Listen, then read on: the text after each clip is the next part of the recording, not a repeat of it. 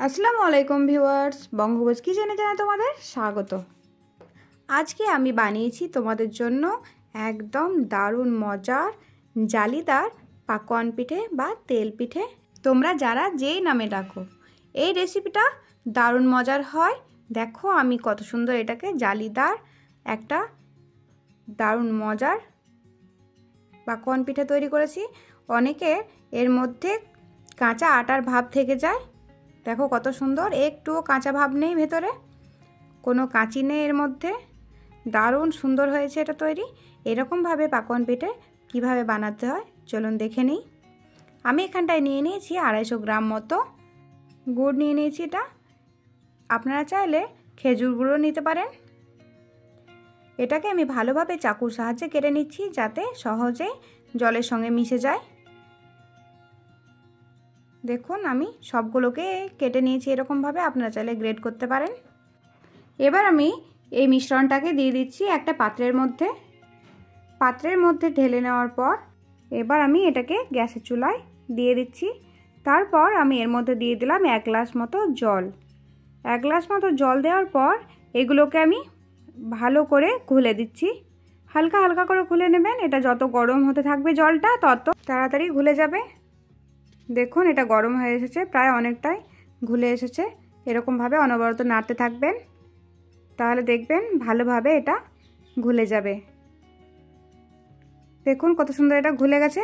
এবার আমি এটাকে সাইডে রেখে দেব। এবার একটি বাটির মধ্যে আমি নিয়ে নিচ্ছি 1.5 কাপ মতো চালের গুঁড়ো। শুকনো চালের গুঁড়োটা নিয়েছি আমি এখানটায়। আর এখানটায় দিয়ে দিচ্ছি 1/2 কাপ ময়দা। এই ময়দাটা দেওয়ার জন্য এই পাকোয়ান পিঠেগুলো খুব সুন্দর সফট হয়ে থাকে অনেকক্ষণ পর্যন্ত। এবার আমি এর মধ্যে দিয়ে দিচ্ছি 1/2 চামচের থেকে কম লবণ। লবণটা দিলে মিষ্টির স্বাদটা একটু ভালোভাবে ইনহ্যান্স হয়ে উঠবে। এবার আমি এর মধ্যে দিয়ে দিলাম 1 কাপ মতো ওই ঘুলে রাখা গুড়টাকে দেওয়ার পর ভালোভাবে অনবরত 10 মিনিট মতো মালিশ করে নিচ্ছি।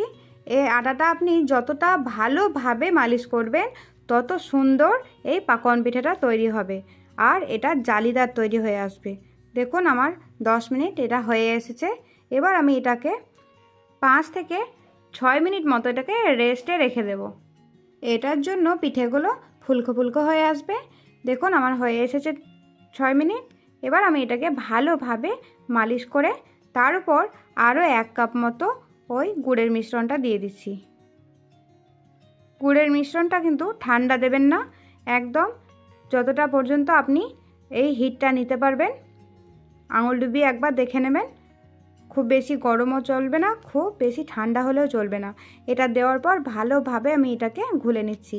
এটাকে প্রায় 5 থেকে 6 মিনিট মতো আমি ভালোভাবে ঘুলে নিয়েছি। এখানটায় আমি দিয়ে দিয়েছি পরিমাপ করে বাটিটাতে মেপে 2.5 বাটি মতো ওই গুড়ের মিশ্রণটা। এটার আন্দাজটা আপনাদেরকে দেখে নিতে হবে। আমি এখানটায় নিয়ে নিয়েছিলাম 1.5 কাপ মতো চালের গুঁড়ো, আর নিয়েছি 1/2 কাপ মতো ময়দা, আর দিয়েছি আমি 2.5 কাপ মতো গুড়ের মিশ্রণটা। এবার দেখে নিন এরকমভাবে থিকনেসটা রাখবেন। আমি এখানটায় তেলটা গরম করতে দিয়ে দিয়েছি একটা কড়াইতে। তারপর 1 চামচ ব্যাটারটাকে এর মধ্যে দিয়ে দিচ্ছি। দেখবেন তেলটা কতটা হয়েছে বুঝতে পারছেন নিশ্চয়।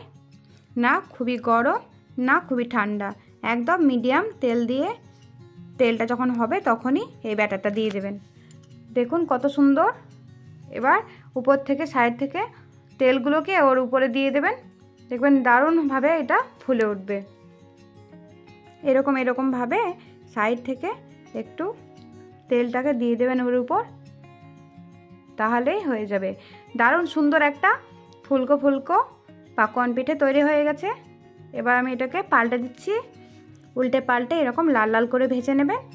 দারুণ সুন্দর একটা পাকোয়ান পিঠের রেসিপি তৈরি হয়ে যাবে। বাড়িতে আপনারা অবশ্যই ট্রাই করে দেখবেন। এটা দারুণ মজার হয় খেতে আর খুব তাড়াতাড়ি খুব সহজেই এটা তৈরি হয়ে যায়। দেখুন কত সুন্দর লাগছে দেখতে। বন্ধুরা আমার এই ভিডিও যদি আপনাদেরকে ভালো লেগে থাকে তবে আমার চ্যানেলটাকে অবশ্যই লাইক কমেন্ট শেয়ার আর সাবস্ক্রাইব করতে ভুলবেন না।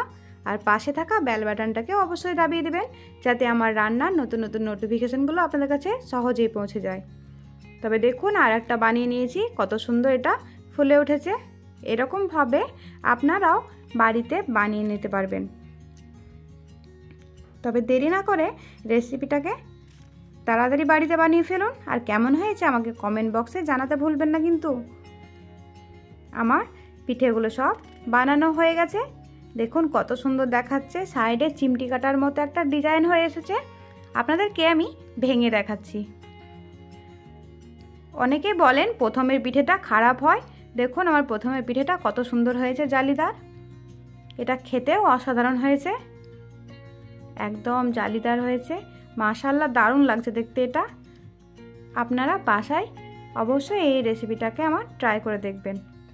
আজকের মতো বিদায় জানাচ্ছি, অন্য আর একটা রেসিপি নিয়ে আপনাদের সঙ্গে শেয়ার করব। আশা করছি সকলে ভালো থাকবেন। ধন্যবাদ।